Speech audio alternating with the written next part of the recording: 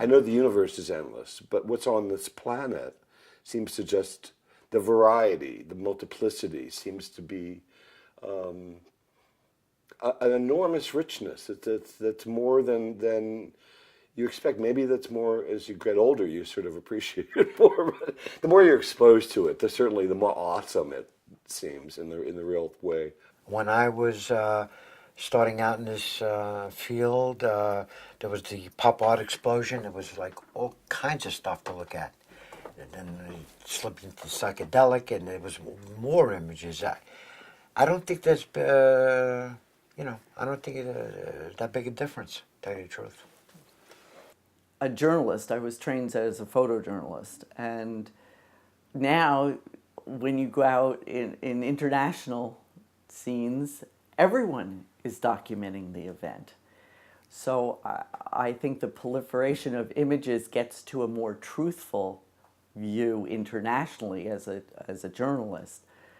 I think that we need to communicate more as human beings, and so this proliferation of images is only an attempt to communicate, and we all need to have our time to communicate. But the archaeological proliferation of images, I just think it enhances my life in terms of the wealth of, my God, somebody made this design over and over again on the edge of that dress, or in that piece of gold jewelry 5,000 years ago, or in Burma, or in Greece. And whoever thought of that form? So it's the forms that keep astounding me, that there's still more forms to be thought of. And when you look in nature, I think you find the same thing. If you look underseas and you look at some flower forms, or you have the opportunity as a photographer with looking at magnified images, my God, look at it. It seems to be endless. So the proliferation of images to me is great. I see arts, I use the internet a lot to search out other artists, to talk to artists, to get information. I had to retrain in everything that I did because of the digital world. My training was obsolete, and so I think that the proliferation of images only helps us communicate as a world. And there are serious photographers doing a great job documenting people, events, things that I would never see. Good point. Technology means that images are everywhere. What I find is we have too much information in the world, and that also includes images. So what we have to learn to do is sort out what's important to us and the things that inspire us as artists, and leave the rest aside, and focus on the kinds of things that will help us get our own message out and express what we want to say. There are many, many, many great illustrators out there doing work in all kinds of mediums. And, I'm always looking, and, in the kids' book world, which I've done lots of kids' books, but mostly for this one publisher, I did over 40 kids' books, riddles and jokes and stuff like that. When I look through print annuals and go to Barnes & Noble and look at all the stuff that's going on, I think there's just a lot of good people out there.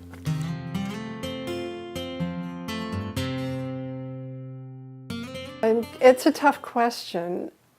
I'm not really sure what's going on in the world. The pottery does tend to reflect the custom of the area where it's being made. There'll be embellishments that are very specific to a certain culture. Japanese ceramics, which I love, very different from American ceramics, but American ceramics are influenced by Japanese, by British. We're all influenced by each other. I think it really has more to do with the potter, with the person creating the work, and what influences them, what catches their eye, what becomes an inspiration. And I know my work is very often influenced by the Asian ceramics, the simplicity of line, simplicity of color. Although I do some things that are heavily embellished, so I kind of float between two worlds. Well, there seems to be a really eclectic mix that was, all over the place.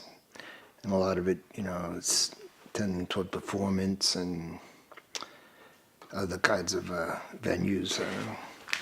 But with my own work, I sort of stuck to a certain way of working, and it's evolved through that way of working. I mean, if you see the work I did maybe 15 years ago, it's really, there's been a big change, but if you look at it as just somebody coming upon and say, oh, this just looks just like that piece, and that was done, 15 or 20 years ago, but I see a big change. I see the trend of the circle. This is what I see the trend of.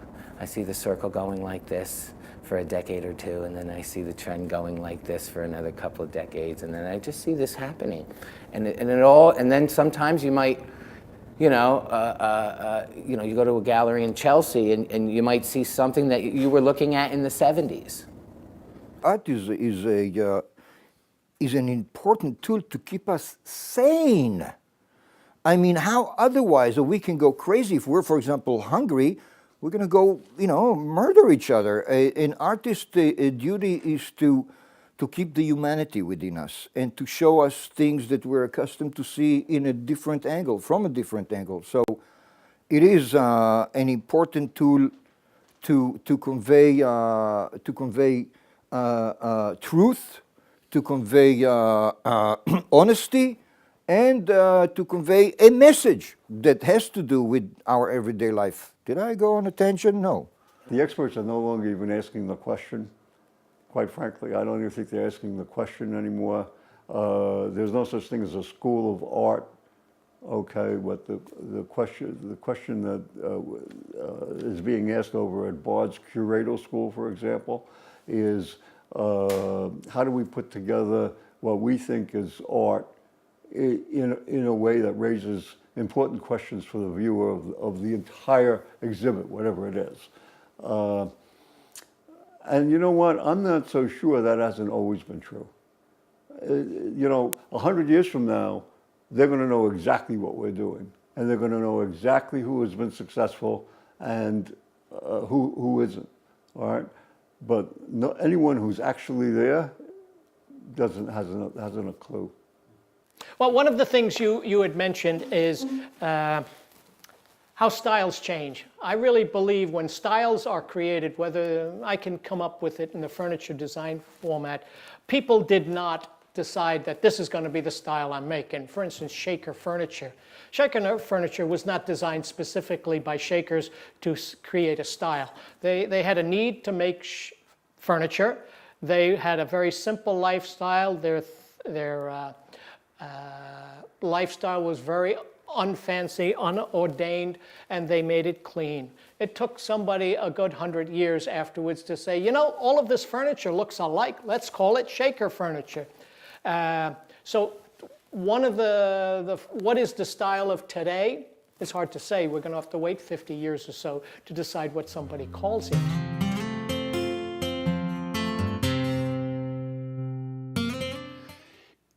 I see myself as a maker.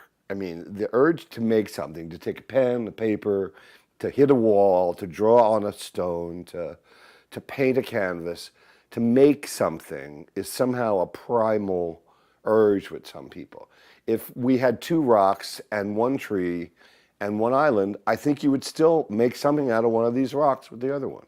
I mean, I just see that as something that's part of our nature. When you look at the caves in France and why did man pick up a brush to put an image on a wall? I mean, there's no value. I mean, why? There's nothing innately, what's the payback? What is the return on doing something? It's not like you put a seed in, you plant something, and you're eating that. You're not taking a spear and making something die so you can eat that.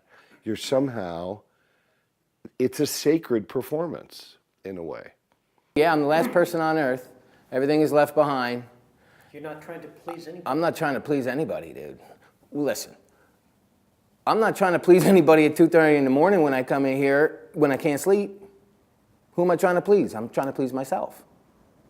I got to come first. My art's got to come first. It's got to. And if it doesn't, people make art for all different kinds of reasons, you know. And if I don't make it for the kinds of reasons that I have, I'm not who I am.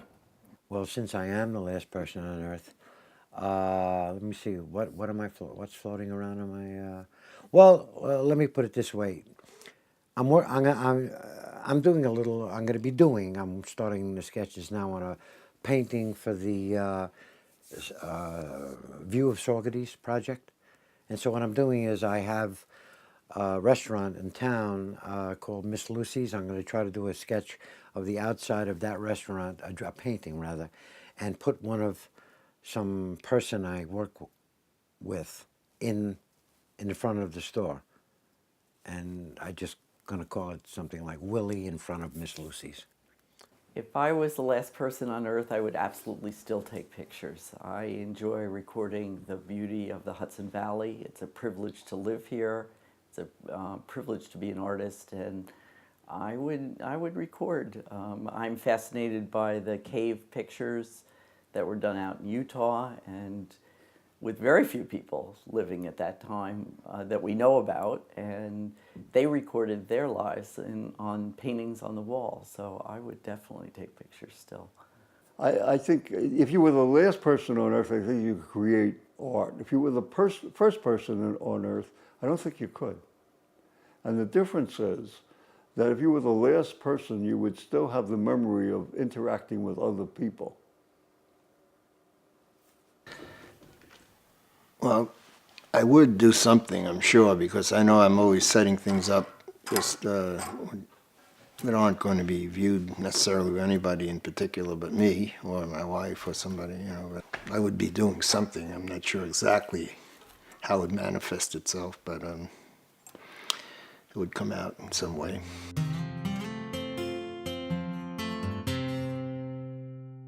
A bit of a dance, because there are times when you have to withdraw. At least I have to withdraw. I have to go back inside and find my space, check in with myself, see what I need at that moment in time. And sometimes it's just being quiet or doing something totally different. As I do need to float in and out of those worlds. But I do find, I am a communal person on some levels. And then, as I said, there are times when you just need to be left alone. It's kind of like, that's the time, if you know that analogy about the well, and you out in the world and you're putting out energy and you're giving out energy, and then the well starts to slowly go down. You have to go inside and you have to refill it. So those are the times when I need to be left alone. Well, the artist is part of society. People look at them as outside of their way of living, you know. But in a sense, maybe artists is kind of like the shamans or the like druid priests. They do things. Maybe I'm being over dramatic with it, but a lot of people can respond to it, but they also feel that it's not something they can do. But I know it does influence all kinds of things, and it gets rehashed and comes back as something else. You know, like even you know, you see a commercial on TV, which is a kind of an art, you know, and it's taken things from society and rehashed it and brings it out in another way. You know. I am here in some sort of a mission, forgive me, to bring art not to the masses, but make art less fearful. I want to convey to people, I want to show people how I'm getting to do, how I'm doing my art, what drives me, what's the end result of it. And perhaps they will be teased and think about, perhaps they are able to do it, or they will try, or maybe peek into it. And in fact, this video is also expanding the community. We have meetings about the artist tour, and other than that, we have very little time to talk to each other artists to find out a little bit about their art and what inspires them and how they create. We noticed this a few years ago, and for a while had a round table where other artists could go to each other's studios. That's very important in this. If it's just simply a matter of going to a meeting and taking care of the details about the tour, that's all well and good. This is really enriching us to be part of a group and to be getting together by the video and also individually to see what other artists are about. It's, yeah, I work basically alone, like a writer. You know, I mean, I'm always alone at the board. You know, it's, years ago I had a studio in the city. I had 2 assistants, and, you know, I was so overloaded with work that I was in a room maybe 15 by 15. There were 3 of us. I like that, you know, but for the past, you know, lately it's been just me, you know, and it's, you know, and the radio, me and the radio. But I'm also very connected because of Facebook with a lot of artists now across Europe. And their work is maybe simple, maybe it's form-based, maybe it's sculptural, but there's still such a wide variety of form, and we have a wide variety of artists on our tour and in our area that kind of demonstrate that. The one difference is, you know, we don't all of us reach the kind of recognition that is created by an art market that is now really driven more by money and than by the art critics and by the kind of intensity there was in the 40s and 50s. Even when I came up as an artist, there were a lot less galleries and there were a lot less artists.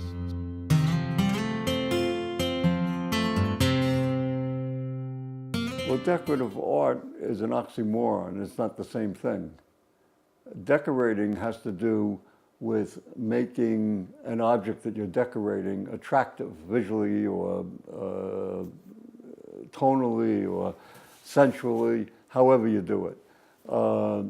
Art is talking about life and living and what it means to be a human being. And that's a totally different thing. So there is no such thing as decorative art. As you know, I'm a furniture designer, and a lot of people do not necessarily consider that an art form. Some people's definition of art, it must be totally useless, that its only redeeming quality is the fact that it looks pretty, and I want it. If as soon as you start adding utilitarian to it, it doesn't really need to be quite so useful in order to justify, or it doesn't have to be so pretty to justify its existence. All the things I build are primarily useful, and they're there for a reason, though I have to say is I don't see why a piece of furniture or something I have in my house can't look pretty. And there's also some design criteria in a piece of furniture that if they're done wrong, they just don't look right. And if they're done correctly, for somehow the piece works. So that's how art sits. And I'm constantly fighting people with what I do really art. There's a very blurry line between the art and the functionality. The form really does help to confine you to parameters, but beyond that, anything can happen within. So while something may have the form of a bowl, it doesn't stop there. It can be embellished, it could be manipulated, it can be subtracted from and added to. So while it's a basic form, everything possible can happen to it. So I don't really see that there is a significant difference. And yet, it may be functional, and then some artists prefer that their things remain non-functional. My work is usually functional. It's not the same. It's basically you have an assignment, you have all kinds of parameters and deadlines, and there's money involved, and right off the bat, before, you know, it's not that I'm doing pieces of art and like hanging them up somewhere and hopefully somebody will buy them. So in that respect, there's a big difference. There's a big difference. When I do something on my own, a piece of fine art, a painting, whatever, it's usually for me, and if somebody likes it and they want it, they could purchase it. But the world of illustration is it's a commission. That's what it is, you know.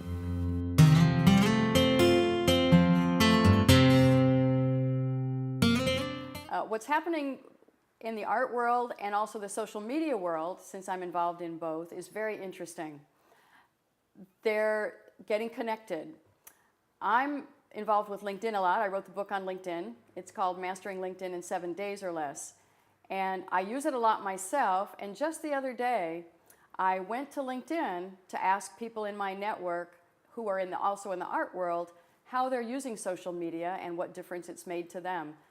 Many of them were saying they're using it now to get clients and also to connect with other artists and design people and interior designers. So it's another way that we're able to be connected. What you asked us to do is to think about what about us in the art world today and how it's changing. And I have to say it is radically changing. And I can think of technology is the critical thing in one form or another. Technology has allowed, if you think about it, up until recently, the average fellow could not print a color printing. You could take a photograph, but he couldn't create a print. Well, that's now relatively commonplace. There's Vistaprint, there's all these places that you can send your photographs or your artwork to and replicate it over and over. There are CDs. Everybody can burn their own CDs now, and books publishing, soul publishing, and things of that nature allows art to be brought to the average fellow relatively inexpensively. Yet there used to be a time where book publishers, CD publishers, and music people would filter out the not so good quality. They'd insist on a book designer. They'd insist on editors. They would even publish books that were not. So all of the Sony would not create a CD or a record that was not mastered correctly or properly. So we've got a lot of stuff out in the field today that is really of dubious quality, yet it's readily available. It's all about the computer. Although I'm one of the remaining dinosaurs that actually work at the drawing board and do all my art, I do my art not on the computer. Every now and again I do some line work and I have it digitally colored, which is okay with lots of people. And the clients that I've maintained over the years, they buy it. They accept the way I work today. I'm going to a presentation by seniors, two of which are artists, and they're both presenting multimedia work. And so my question to them is why? And I think the answer is that there is a sense, of course, I got to hear the answer, I don't know what the answer is, but there's a sense in which we feel attached to our instruments. We walk around now and we're dangling, we look like some kind of electronic engineer between our iPhone and our pad and our laptop and whatever else is going on. And so I think that young people feel that there is no one particular discipline that will really tell today's story, that you have to combine and also not only visual things, but visual and music and literary stuff, a lot of very mixed type of presentation. I'm still naive enough to want to explore what you can do if you really limit your materials. And as a matter of fact, what I'm currently working on is just lines. I'm no longer making shapes, and I'm just trying to do lines and see how much I can make a line significant. I do see changes in the watercolor field. It's interesting, just last week I was looking through some watercolor magazines that I got from my mother, who was also an artist. And some of them are from 2000, 2002. And the articles, the content and the styles, everything is very different from the current magazines. What I find is art is more accessible to everyone now. Thanks to PBS and art magazines, people are inspired to do art, and they also now have the way to learn the techniques. So people are really encouraged to express themselves and try out new things. I used to only work in steel. Then I slowly started to work. This is over 12 years. I've been working with steel from 87. I've been working with any object from birth to 1987. Then I went from 1987 to early 2000, basically just using steel and some stone, blue stone. Now I am branched out into anything that I see shape in or the potential shape in to make what I want out of that. I'll use anything. I think photography now is in a great quandary because everyone's doing it. Everybody's doing it from their cell phones. We're a nation obsessed, a world obsessed with images. And there are millions uploaded every day to the internet. So I think the only thing as an artist, as a practicing artist, I'm concerned with what I can say.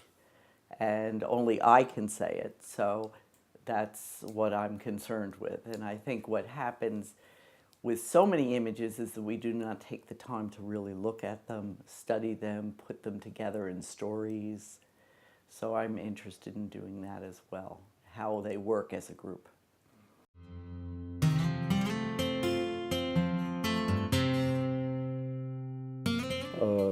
I don't think anyone knows ever where art is. I think art is a means of expression and communication, and it's an attempt of the artist and the viewer or perceiver, it could be music, to understand something about the wrestling process that we call living our contemporary life at the moment. Frank Lloyd Wright, not an artist, is Michelangelo, that guy who did the Sistine Chapel's dome, not an artist. I'll leave that. And knowing how difficult an artist's life can be, when you see success, it feels good for everyone who knows the person. So I do find that to be inspiring.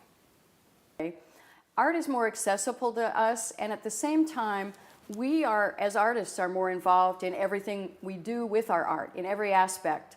For example, galleries used to sell our work. Now they don't do as much, there isn't as much of that, and we're much more involved in finding out what our message is, articulating that message, doing the marketing, promoting ourselves, and all this that someone else used to do for us. And you could become like the prisoner of the material. And so I found a way of working with it where I was less a prisoner and could deal with my own construction of form. Or if you see my older work, I got to the point where there's just so much you could do with the tools I had, like a half-inch piece of steel. And with the thinner material, it has enough body, but I can manipulate it, it's easier. Because when you build what you work in and work for what you work in, the energy's got to come from a deeper place. There's an intimacy that I have with my studio, is my sanctuary. And I have things that I use, I have tools that I use that were given to me by my mentor, who's still friend at the time. Did you ever think of doing tattoos? It's funny you should mention that. Yes. Only I wanted to do it for kids and call it tattoons. Like have my little creatures. But it wouldn't be like with the needle. It would be like more like cockamamies, we used to call them, where they could put them on and stay for a week and wash them off. Even though everybody got a tattoo. Not me yet. I think the capacity for people to appreciate the eternal aspect of real beauty is a transforming concept that goes beyond the geopolitical, problems of our world. Maybe the sculptors are luckier than the painters, because if we do blow ourselves up or incinerate ourselves, or the world goes to hell in a handbasket, which it always will be, but our work is more perishable and the sculptures might survive, when the Michael Ciccione's work is going to be around longer than my canvases, and maybe I have to beat him up about that a little bit.